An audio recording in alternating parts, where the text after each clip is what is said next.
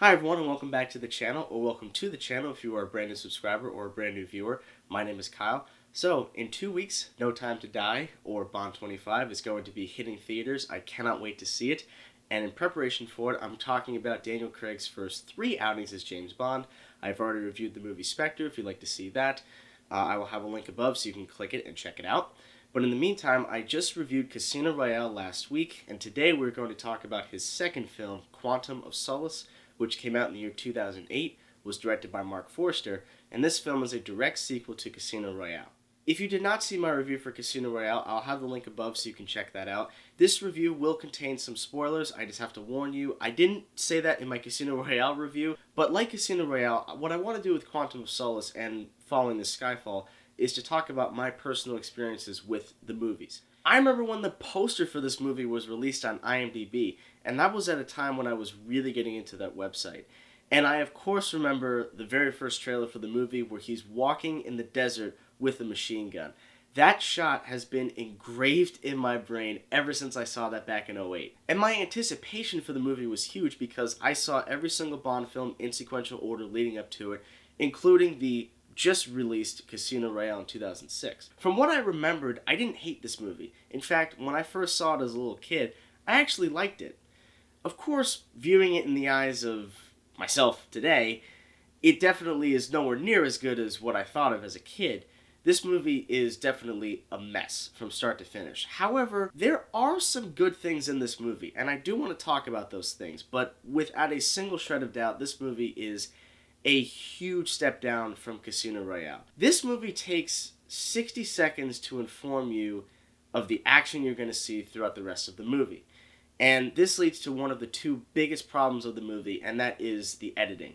The editing in Quantum of Solace encompasses basically everything that was wrong with action movies in the late 2000s. The movie's directed by Marc Forster, and I actually like his filmography. He's directed Monsters Ball, Finding Neverland, The Kite Runner. So the man is a talented filmmaker, but with this movie, you'd never know it. I was sitting watching this just thinking to myself, why wasn't Martin Campbell called back to direct this? I feel like if he stepped in, the project would have been way better. And I think the worst aspect of the editing is that the sequences where characters are simply just talking in rooms, they are edited exactly the same way as the action sequences.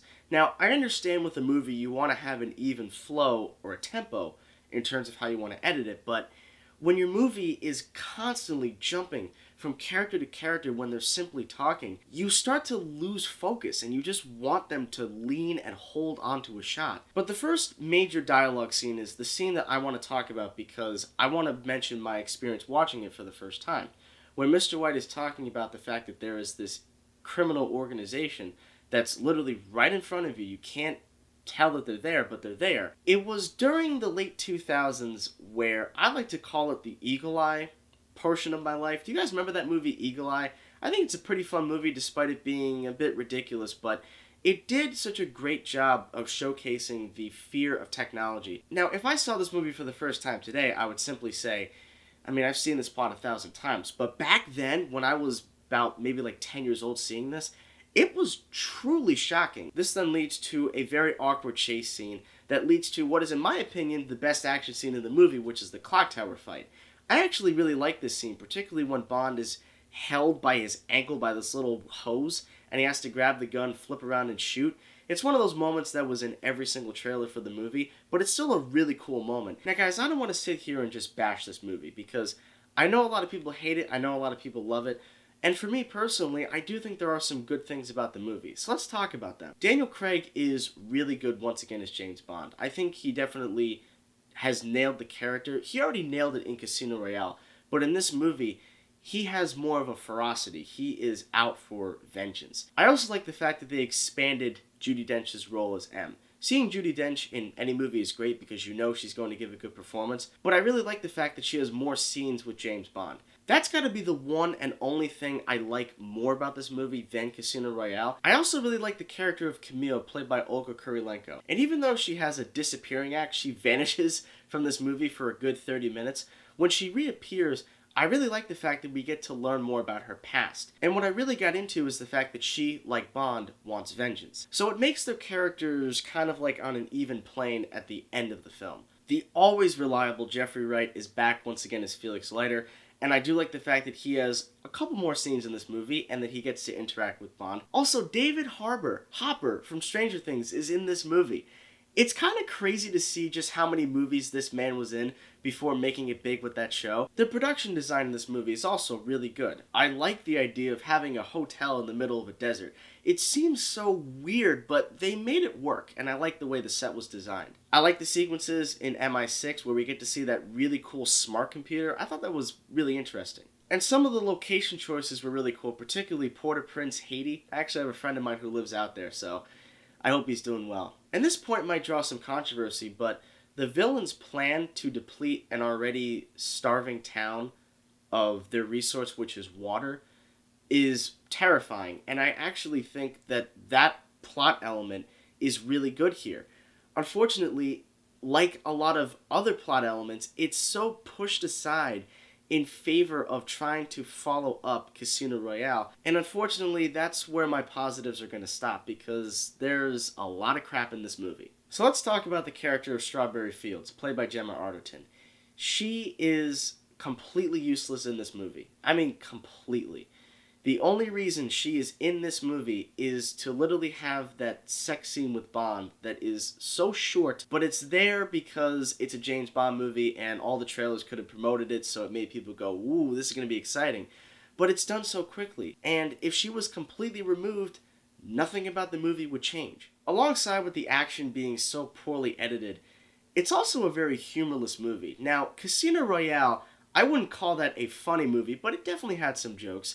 And while the action in the movie was absolutely brutal, there was still a great stylistic approach to it. This movie was literally, let's just throw in a bunch of action sequences. And this makes the entirety of the movie feel so rushed because we're going from place to action scene, that it never properly slows down to really give us a story. Let's now talk about the villain of this movie, Dominic Green, played by Matthieu Amalric. What I think is most important here is that I think he is an extremely talented actor. He has such an incredible range, and it's just unfortunate to see him given absolutely nothing by the script. I can tell he is trying to give the best performance he can, but his character is just so weak. And I have to mention this, the idea of him going toe-to-toe with Bond at the end of the film is so ridiculous, it's insane. I mentioned in Casino Royale that Le Chiffre would not have been able to have fought Bond physically because Bond would have punched him into the next week in a nanosecond. The man used an inhaler. So the screenwriters knew that he had to challenge Bond mentally with his wits. And that's how Dominic Green should have been handled in this movie, but they only meet one time, and the next time after that, he's fighting him in his little hotel. It was also weird rewatching this movie to discover that Bond actually had a capture or kill order out on him by the United States government. And the reason I forgot about it is because the film basically forgot about it. It's so shoehorned in when they had about 25 minutes left of runtime in the film. So the editing is definitely the biggest issue of this movie for me. But the second one that is very close is the reintroduction to the character of Mathis. This is such a, we definitely rewrote this part of the script. One of the great reveals from the previous movie was that he was an inside mole for Le Chiffre the whole time. So when he gets apprehended, it's such a triumphant moment for Bond. But in this movie, to have him just randomly come back into the screenplay for the sole purpose of giving Bond a passport, he could have went to anybody. Just make up a new character. When he dies, I feel no weight to it at all because they try to say, well, he was guilty, but he wasn't guilty. It's so poorly written. Not even the final fight can save this movie because, just like with all the other action sequences, it's just edited poorly. I do like the fact that Camille is able to get her revenge against the general who molested her mother, killed her father, and burned her house down. That was probably the best element of the scene. But the one thing that for me was just so dumb was when the villain hears the gunshot, he looks at Bond and says, sounds like you just lost another one. How would he know that she was there? Now, the actual ending to this movie, in my mind, is actually pretty good. With Bond finding the man that was once with Jesper, him showing the necklace, and his restraint to not kill him. And that arc was completed. Unfortunately, 7 years later, they tried to mingle with that, but you know what? We're not going to talk about that movie here. We're not doing that. Overall, Quantum of Solace is definitely a mess. It's a big step down from Casino Royale. It's nowhere near as good as I remember being as a kid. It was also more hollow than I remember it being. And despite the fact that the film didn't bore me, it felt like they were just rushing as fast as they could to get through every single scene that you're just never allowed to simply take everything in, because everything is just thrown directly at you, and it's just constant noise. I don't think this is the worst Bond movie. There are a couple of others that I think are way worse than this one. In the end, I'm going to give Quantum of Solace a C-. I think I was as fair with this movie as I possibly could. Anyways, guys, thank you so much as always for watching this review. I will be back next week talking about Skyfall, and then later on that week will be the review for No Time to Die. I cannot wait to talk about Skyfall. I have a lot to mention with that movie. Guys, thank you so much as always for watching. Please subscribe to the channel. If you want to follow me on social media, the links are in the description box below. And I also set up my new business email, so any inquiries, please send them to me. Also, my description box below. Thank you all so much as always for watching, and stay tuned.